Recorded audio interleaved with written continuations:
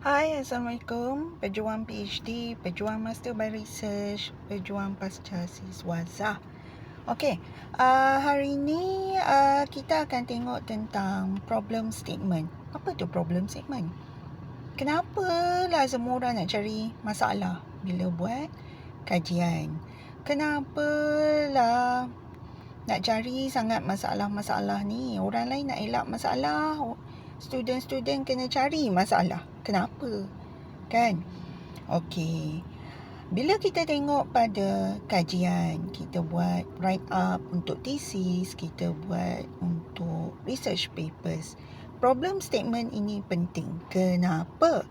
Okey, kalau untuk thesis, okey, kita perlukan problem statement sebabnya at the end of the study, at the end of the thesis, kita akan selesaikan masalah tersebut dengan data yang kita dah kumpulkan dan sebagainya. Okey, jadi apa yang perlu ada dalam problem statement? Kan? Apa yang perlu ada? Orang lain cari masalah cara lain.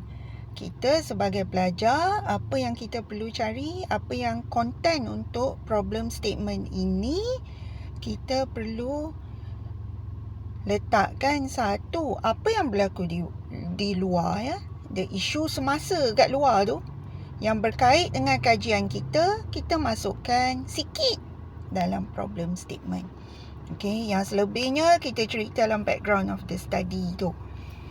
Kemudian apa lagi yang perlu ada dalam problem statement? Kita masukkan juga gap in literature sikit, gap dekat dalam teori sikit, kita masukkan di situ. Semua gap, jurang-jurang ini termasuklah apa yang berlaku di luar reality, isu reality yang berkait dengan kajian kita. Itulah yang kita masukkan sikit dalam problem statement. Ini semua ni adalah isu Problem statement dia hanyalah satu baris statement. Dia bagi tahu situ berkait dengan kajian kita. Problem statement ini selalunya dalam sebaris, 2 baris ni atau 3 baris, boleh banyak pun. Dia akan berkait dengan objektif kajian, dia akan berkait dengan research question kita. Itulah problem statement. Yang 3 tadi tu, yang kita dah letakkan gap dalam teori sikit, gap dalam literature sikit, isu di luar yang berkait dengan kajian kita, itu semua 3 tu adalah isu that lead to the problem statement. Tanpa isu tersebut, tak ada trigger untuk problem. Kan? Tak ada trigger untuk masalah tanpa isu-isu tersebut.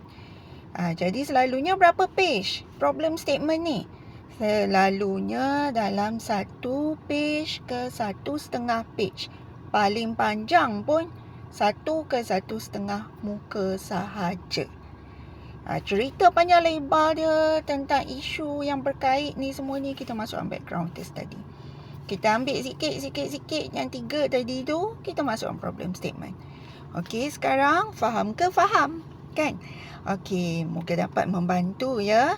Nanti kita tengok lagi di podcast kita. Kita tengok lagi isu-isu lain yang selalu diutarakan, ditanya oleh para pelajar. Okey, hingga berjumpa lagi. Bye.